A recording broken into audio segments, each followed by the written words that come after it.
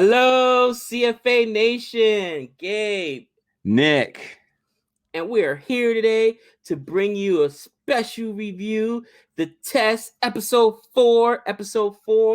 All right.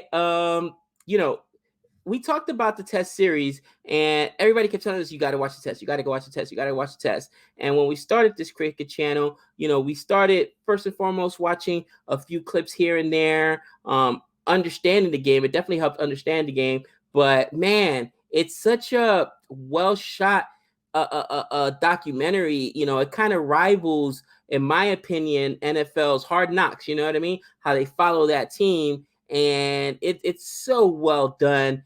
Every single episode has a storyline, and dude, this storyline was awesome. You want to do? I know you're really good at those quick breakdowns. You gave me a shot last time, and I messed it up. Do you want to go at it, or you want me to go? I'll go ahead and try. So this episode, I should say, it really got to me at a few parts. But in this episode, we have Australia continuing with their test series against India in Australia. And we had mentioned episode 3 that India had never won a test series in Australia, which is just crazy to me. And so we have games 3 and 4, and then game 1 against Sri Lanka in a different test series. So we have 3 games altogether. And as this show goes on, it gives you a lot of hope and then heartbreak, and then it brings you up a little bit each episode. So we have Australia. They had just come off a win in the series against India, so they're feeling good about themselves. And they've got games 3 and 4, and they mentioned Boxing Day. And when I first saw this series, I was like, what is Boxing Day? And I forgot to go back to it. So after I saw it again in this episode, I'm like, what is Boxing Day? So Boxing Day is the day after Christmas for all intents and purposes. Sometimes it falls on the 27th based on bank holidays and whatnot. And it's something that started in England. And, of course, the different colonies that they had control over have a lot of them have adopted it. So basically, it sounds like to me like originally it started with a day where you can give back. You can give to the poor, and you give them a Christmas box as a way of, whatever we're thinking about you. I'm not sure if a lot of that is still happening in all parts of Australia or all parts of the world that celebrate Boxing Day, but it's a national holiday, and it's besides South Australia. And it's one of those things where it sounds like it's a big shopping holiday. And it's kind of funny because as of recently in Canada, and I think in Australia too, and in England, they've started adopting Black Friday like we have to start our Christmas shopping season. In the last few years, Black Friday in those countries have actually outsold Boxing Day, which is a big shopping day for these places. So it's kind of funny how that's worked out. But that's what Boxing Day is. It's a holiday, and they have sports, all different sports in Australia. Specifically, they have sports happening on Boxing Day, just like here in the States where we have New Year's Day and we have all the college football games and whatnot. So getting into this, we start off with India. And India's playing against Australia. Like I said, Australia was feeling pretty good about themselves. And India, spoiler alert or not, those 2 games just crushes them. I mean, they just put their foot on the throat, and they do not let up whatsoever. And there's really not a lot you can say if you're an Australia fan, because it's just, this is tough to watch. As an India fan, there's a whole lot you can say. But one player that they focus on in this episode that really stuck out, and for some reason I missed it the first time I watched this, is this Pujara guy, who is he's almost like a Raul Dravid type player, where he's up there for hours, it seems like. Long time, getting like 180 runs, like on over 300 balls or something like that. And he's just wearing the Australian bowlers down. And they mentioned this episode that Australian bowlers are their strength, and they're not able to come through against India. And India, not just Pujara, a few other guys, but they just wear down India. And there's once each in those 2 games where Kohli just declares, because we're good. I think the second game was like 600 runs or something, and they decided to declare on only just like 6 wickets or something. But a lot of this episode is focusing on those 2 games against India. Of course, a masterful job as always. They mentioned Punjaba, and JL says, I think he's the second most important player to that team other than Virat Kohli. And he's really old school. And I love when he mentioned that, because here in America, we got those old school players, those guys that quote unquote play the game the right way. And he's like, man, they're just wear you out, mate. And that's what he does. He doesn't go up there trying to be happy. And I even put down in my notes, Punjara's old school. He basically hits the ball wherever it's bowled. Okay. He doesn't try to do too much, and he will wear you out. And another thing, when you were talking about how they got blown out, even the announcer says, when Australia beat India, okay, it was a different setting. It was a different pitch out there in Perth. It's something that actually favored Australia. Now, these are conditions that are going to favor India. And well, hold on for a second, because here comes some controversy. I'm not sure if that's exactly what the message was. They talk about the flat pitch. Right. I took it as, and Justin Langer even mentioned too after the first inning, I think, he said, look at guys, this pitch is not going to go our way. It's going to be a war of attrition. It's not really going to bounce the way we want. It's not going to be in the favor of the bowlers. And so we really need to grind it out. And India, they go up first and they score so many runs that Kohli declares it. So then you think, okay, when it's Australia's turn, you've got to do the same thing. It's not going to be your fairest conditions, but you need to, grind it out, and you need to be patient. And that's where someone like Pujara was so huge for India. And it was one of my notes right here. Australia, and you may probably going to mention this, Australia was not up to the task. They just were not able to grind it out like India was. Right. Well, I think that the reason the announcer mentions that it's not suitable for Australia is because, as you mentioned at the beginning of this episode, Australia's strength are their bowlers. But this flat pitch, okay, the bowls don't do what they want it to do. It's not going to spin. Okay, I forget. I think it was Pat Cummins. He's talking about it doesn't do anything. You know what I mean? And it's one of those things where if that's your strength, now you're at a disadvantage. You're right. India's strength is its batting. Of course, the duo, or the partnership, I should say, of Virat Kohli and Punjara, who stay up there for hours. But since that's their strength, it worked out in their favor, especially since they got the hit first. And of course, Australia has to play with the brand new shiny ball. I mean, everything went against them. I like JL in this episode because they got their brains beaten. Like you said, the first one was like 443. The second one was like 600. And JL's like, look, we got to stop making mistakes. And he starts cracking under the pressure. And of course, my boy Uzi's like, look, you talk about white noise in a team meeting, but because they're trying to have a heart-to-heart with the team. And Uzi's like, well, you talk about white noise, but you're letting it affect you. And, he was like, most coaches wouldn't take that kind of talk, but he was like, all right, mate, I'll take it. Because he started realizing that, yeah, he was letting it get to him. And he even talks about in this episode how with this new media deal, there's cameras everywhere. I put down in my notes that it was the first time that he went. Normally on the big whiteboard, they have workouts, they have this. No, it was everybody's media commitments 10 minutes apart. Now, media commitments is a big thing here in America because players get fined all the time when they don't do the media commitments. Like a guy like Marshawn Lynch was notorious for not talking to the press. I don't care. He played football and he didn't like this press because they would always skew his words any which way. So he would take the fine. He would like not care. But I mean, this guy just here so they don't find me. Yeah. Then he would go, get up there and just like literally, yes, no, I'm just here. Like the worst interview ever. So he's like, you pull up, Justin Langer's like, you pull up to the stadium, mate, and everyone is already attacking you. And it's become like this big media hype. And it's the first time I've ever seen an Australian team that's not it's me. It's so much about the individual. And he talks about how that blew his mind. But, it's one of the things I wanted to also mention about, it was, they lost in Melbourne. They went down 2-1. Uzi speaks up. We talked about that. Oh, okay. He gets in it with the reporters on selection.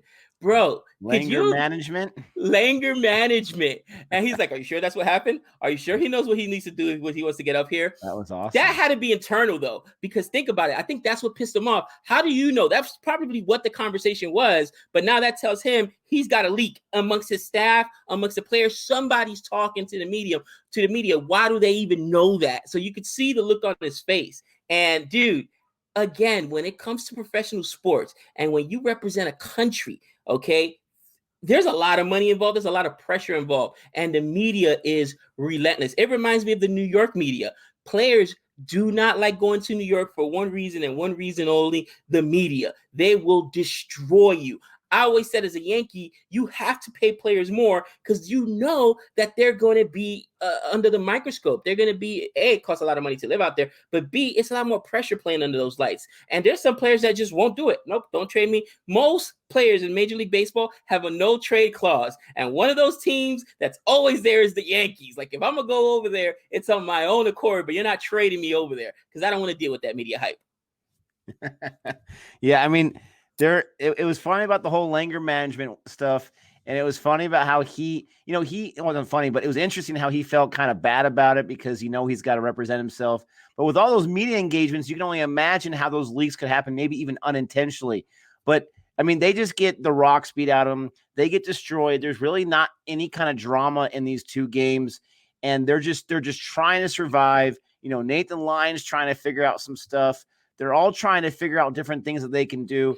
And they're just not sure what to do. But there's a lot of things that you can learn from this. First of all, there's a whole lot of strategy here where when we're down by 400 runs, we talked about the draw in our last episode review or the one before that. But when you're down by so much and you think there's really no way we're going to win, we just need to make sure that we represent as best as we can by drawing out these overs. And we saw it was quick highlights, but like, one guy was out after just a few overs. This guy was out after only a few runs. This guy was out after a few runs. This guy got ricocheted and they were able to catch. I mean, the luck wasn't on their side, but it shows you what JL's saying is we got to grind it out. We've got to make these outs count. We have to protect and protect and protect. And then we see our opening when we have that opportunity. And it's tough that they're not having, a Steve Smith and they're not having a David Warner right now with them, and they're trying to find their way. And then you have the whole media. Like you said, Australia is big-time cricket team. So when our cricket team is stinking right now, and when I say us, I'm talking about as if I was Australian, then, that's a big deal. That's what's on all the news media outlets right now. And, I mean, it's insane. Not just that, but Boxing Day, for crying out loud, was the beginning of Game 3. Right. So there's some things that we see here. After that series was over, it was the first loss of Australia against India at home. And it's interesting because they had mentioned that the whole series lifetime was pretty close to a draw, and Australia needed to win this so they can keep it at that draw. Hats off to India. I don't care what the Australian cricket team is. I don't care what the status is. India went in there and they were led by Virat Kohli, and they were able to do something that no other Indian cricket team was able to do. That's super impressive. They were able to take the conditions the way they were. They were able to make it their strength, and they were dominant in those, especially those last two games, and they were pretty dominant in that first game too. So they went in there and they really took it to them. But before we finish those, moving to the third game with Sri Lanka, I wanted to talk about Pat Cummins because so many athletes have their injuries cut short because their careers cut short, I should say, because of injuries. And I don't know if this is like a big thing with cricket. I mean, they have mentioned in some of our subs that a lot of people get injured and arm injuries, heel injuries. But listening to Justin Langer, he was like, man, when I got on here, it's like Pat Cummins, the bloke never plays. He's always on the mend. He's always in the training room. And he's like his very first game coming out of high school. The guy had just 2 months removed from high school. He gets up there, plays really well, feels a little something on his heel or whatnot. By day 3, he couldn't walk, and that cost him 8 months. Altogether, 5 years of his career wasted on injuries. Most people would have just quit. Okay, a lot of athletes just, I can't get back. And I was trying to find a person that was like that in professional sports that we're familiar with in baseball, basketball, football, that went through those type of injury after injury after injury. In baseball, I came up with Manny Machado, who now plays for your Padres. I'm a huge Manny fan. One of the things with Manny was his very first year when he came out. I don't know if you know this, but he blew out his knee. I think it was his ACL or MCL he blew out. The second season, the other knee went. So back-to-back seasons cut short with knee injuries, and it was like, this guy's never going to play. And then he became Manny Machado. But very few people ever come back from those injuries. So I just want to take my hats off to Pat Cummins and to showcase, hey, listen, it's not going to be an easy road, okay? We always see the finished product. Pat Cummins, he's out there, he's bowling, he's on the Australian team. Look at what it took to get there. Not just playing hard and being talented, but then having a battle adversity and injuries. And that was such a cool storyline. I just thought that I wanted to mention that because he almost saved it for them. Like you said, it was a blowout, but the bowlers did okay, and Pat Cummins was one of them. He went out there and got his wickets or whatnot. And of course, Tim Payne is touting how good of a bowler he is and how he's got a shoe deal or something like that or whatnot. Best man can get. The best a man could get, like Pat Cummins, because he's awesome. But it took him, I'll be honest, if I was him and I've dealt with injuries before, 5 catastrophic injuries like that, 5 years, I probably would have just said, no, that's it. My body's breaking now. I can't do it.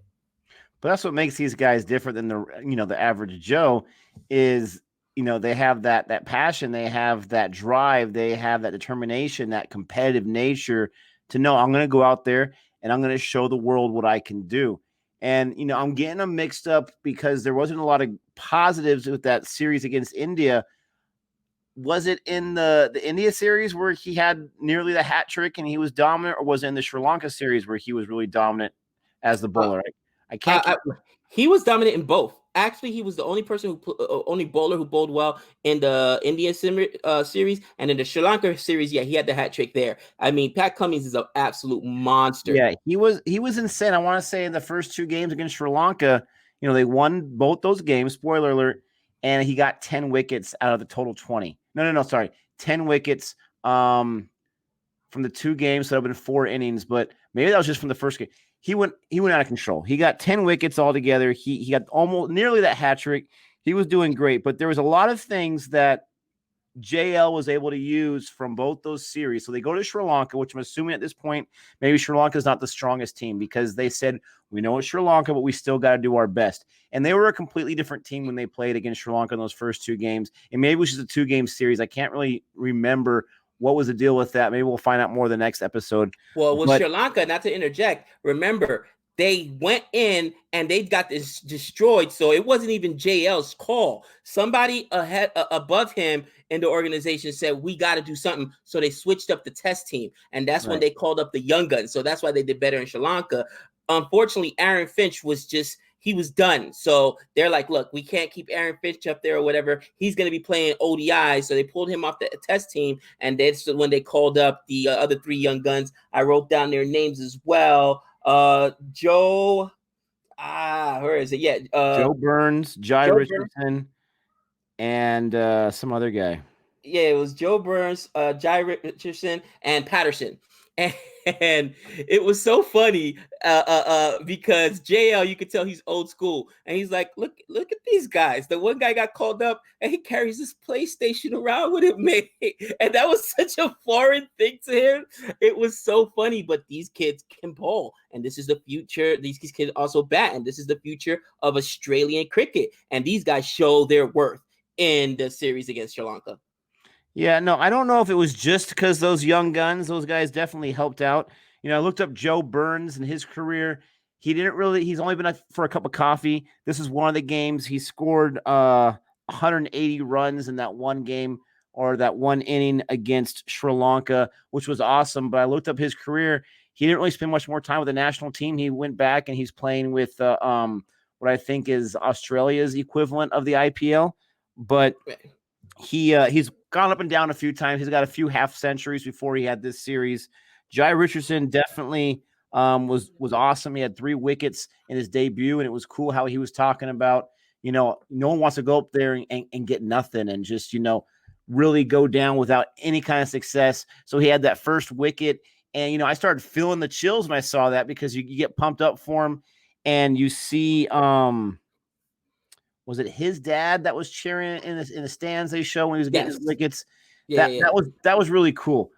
Joe Burns, he seemed like a really laid back guy, and he was just, taking it to him. He got that century, got 180 runs, like I mentioned. But the cool thing was that, the people above JL, they said, we're going to bring some guys in. We've got to make some changes. He spun it as, Finch, we're just going to give you a break because you're going to come in play later on. We're going to need you. But I liked the motivational part of it. JL seems like the kind of guy where he's going to try to, use every avenue he can, authentic, obviously, but every avenue he can to inspire his team. And so he had that whole mantra where it's like, it's not going to be me, it's going to be we. We are going to go out together. We're going to travel together. We are going to be in the cars together. Everything is going to be about us. And that is the best thing to do, because when it's a me game, when it's an individualized game, when it's me getting my stats, then I'm mad at you, my partner, because you messed it up for me. I was about to get 100 runs, or you distracted me. It's everybody else's fault but the person inside. But if I'm playing for the team on the front, not the name on the back, then maybe I'll be a little more careful with the things I do on the pitch and the things I do in my preparation. I'll hold myself accountable to everyone on the team. I thought that was awesome. We, not me. And I love that, because I personally, as a teacher, I believe in the power of team. I do believe that if you can get the team together, the chemistry together, whether it's a classroom or a team or whatever it is, you're going to strengthen everybody, because they're going to be more willing to lift each other up all the times that we fall down. So I thought that was really cool. I loved JL this episode. I think that this was probably his episode as far as growth, right? And everybody should have some type of growth, some type of character arc, and this was his. Now, I will say this, that going back to we, not me, the whole team thing, that's one of the reasons why I love my Yankees. If Yankees are one of the very few teams in baseball that do not have a name on the back of their jersey. And you know why? Because you play for the name on the front of the jersey. Period. And they play for this. They play for this. You just like that JL had the Yankees hat in his team meeting. And where do you think he got it from? You don't play for the name on the back of the jersey. You play for the name on the front of the jersey. This guy turns everything into either Jeter or the Yankees. Everything is related to him. No. But I think that it was the first time, though, that we saw JL like be so authentic. And he was like, for the first time, he's at a dinner with his wife, and his wife just not dinner, breakfast with his wife, and she starts bawling and crying, and he's like, "What's wrong with you?" And she's just like, I can't believe what this is doing to you. You can't see it. And sometimes when you're on the outside looking in, you really can't see what other people are seeing and how it's affecting them. Like the players were telling them, you keep telling us about white noise, not to engage, but you're letting it get to you. So he really had a moment of self-reflection, and he really had to make some hard choices and some changes in his own characters. And I love that for the very fact that most coaches, at least I've in my experience, from club ball to high school to the pros, bro, they are so set in their ways that they refuse to change. You've seen it with your teams, I'm sure. If they're in football, we run the ball. That's what we do, or you know what I mean? It just drives me crazy what these coaches aren't willing to grow. And the fact that he was willing to do that, hats off to him. It shows that he understands the game. And I think, again, one of the reasons is because he was a player. He's a guy that gets it, because I've been there before. So he's used those experiences. But I thought that he showed a lot this episode, man. And I just want to really, we don't think. And a lot of times we'll go out on social media and lash out. I think it was Holcomb that was mentioning about how when he first got to the Australian team, he was amazing, and his style was so unique and was his own. And the minute he started doing bad, it was like his mechanics are bad, and what are you doing or whatever. And he said, I made the mistake of reading the paper. Every time, these guys have families. These guys are human beings. So when you attack them and attack their families, I mean, them personally, it's going to affect their families. And we always, as part of the media, and we're not media, obviously we're YouTubers, but I'm saying just as fans, we need to remember that these guys are trying their absolute best. So attacking them, going on the internet and blowing up their Twitter or Facebook or whatever, oh, you suck. You think they don't know that they played poorly? Come on. And that's, you said it the best when you did your solo review on this. The camera crew got like an unprecedented all access, like, to everything, the good, the bad, most teams aren't going to put themselves out like that, but they got everything. And that's what I love the most about this series. Yeah. And I also, I was watching, it's probably the middle of the episode where Tim Payne is trying to get his troops together. At one point, he's trying to tell JL, listen, you do got to back off a little bit. These guys are trying. These guys are pressing. And then he's trying to get them pumped up and get them excited and get them going on. And I was just so proud. And I was thinking back earlier on in the series where JL was talking about, I always known about Tim Payne. He's a good bloke, but captain of Australia cricket, I don't think so. And then he talks about how he really impressed him, how this guy's really came in. And I mean, you can see it as the captain of the test team. I love how it ended the episode with him going home and you see his little daughter running towards him. And then she gets like kind of frozen by what we can assume is the camera crew right there. Like, Dad, what's that? But like you said, these guys have families. And when their test season is on hiatus and they're getting this horrible press, they can't do anything about that until the next game. And then they're probably not able to enjoy their families because they're so stressed out trying to do what they can for their team. I really liked the end. And I did like the new guys. The new guys were awesome. I thought Patterson and Richardson especially, they looked like they were ready. They were molded. They were ready for those big moments, and they were able to do a lot of good things. But I loved the end. And I'm so glad it was this episode. I can't remember which episode it was, but Nathan Lyon's little speech when he's in the middle of the circle and he's like, we had an imposter, a lookalike that was in our clubhouse the last few days. I know a few guys, you noticed it, that we thought it was Justin Langer, but this guy was smiling. I mean, that was just hilarious the way he presented it. It was awesome. I love Nathan Lyon. That was hilarious because I was like, what is he getting at when he's saying this? It's like, all the coaches, I know everybody noticed him in the locker room. It was an imposter. It couldn't be him because it looked like just a Langer, but there was a smile on his face. And, finally, like, dude, loosen up. And he got there. One last thing I wanted to mention about was my boy Uzi. He's become not just a spokesman for the team. And they even Justin Langer says, look, I respect him because he's going to tell you how it is. And not in a disrespectful way, this guy will go through a wall for the team. He's a team first guy. So they mentioned, and it's like it's almost like in passing. It's so quick, but towards the end when they're destroying Sri Lanka, right? They're like, oh yeah, that's Uzi's 8th century of this season. Like, and this guy was on the bench of the season. I think it's of his career. I'm not sure how long his career is, but I did notice they said 6th with Australia. So I'm thinking, where did he get the other 2 centuries from?